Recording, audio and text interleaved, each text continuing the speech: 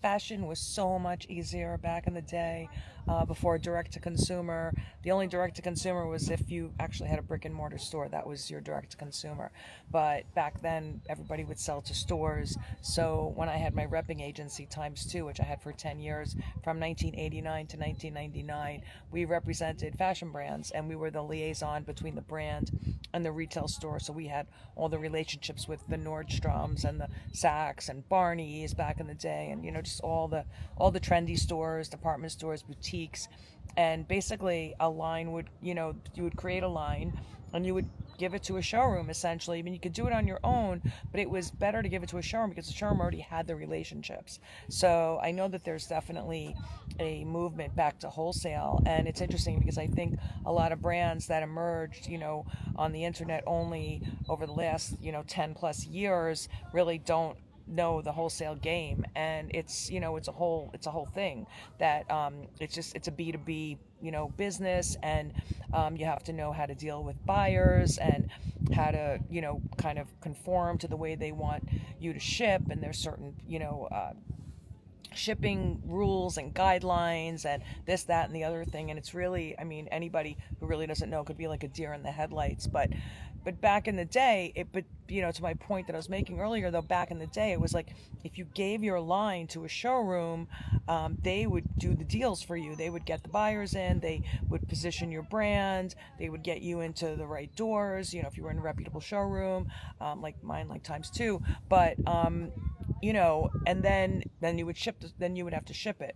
And we worked on a commission basis. So when the goods were shipped, we got a commission. And in the old days, it started at 10%. Now it's up to almost 15%, for commission rate at this point. But back in the day, it was like 10%, and that we would get as reps. And really, I mean, a line, somebody could like do a line and just make a sample line, stick some labels in it, and stick it in a showroom, and pray for the best.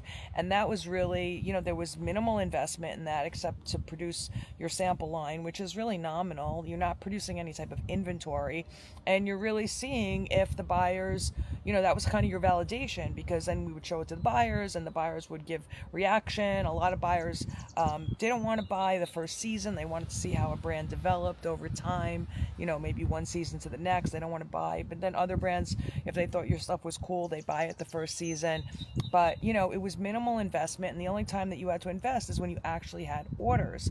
So it's a lot different now, whereas what comes first, the cart or the horse? If you're going direct to consumer and you're not doing any type of wait list, people expect you to have the product. And if you're going to go buy a bunch of inventory and the stuff doesn't sell, that's why so many businesses fail. So it was easier, I think, for those reasons. But I think it's easier now in a way, because you could, get your product out there on social media and get it into the right hands, like influencers and, people that have an audience, and you could tap into other people's audiences. You can collab, and you could really, that's really the marketing. I mean, social media is the marketing of the product, so, but I think that the direct to consumer route, only solely direct to consumer, I feel like that has a shelf life to it right now.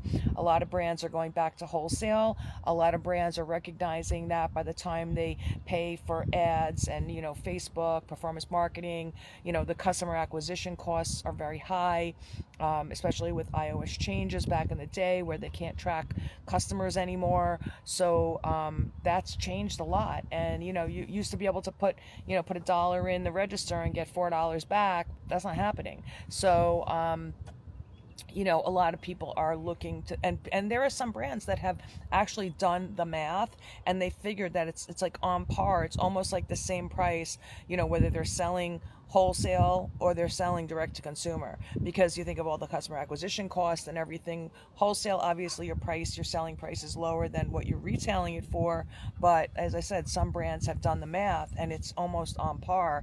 And the thing about selling a store is that you sell them like a big order, like a bulk. It's not just like one-offs, I mean, there's pros and cons to both. I can get, it would be too long for me right now to get into it, but there's definitely pros and cons to both. But I think that I think the bar was a lot easier when I started to really get started and see if you can get some traction going without a big investment. So that's my 2 cents for today.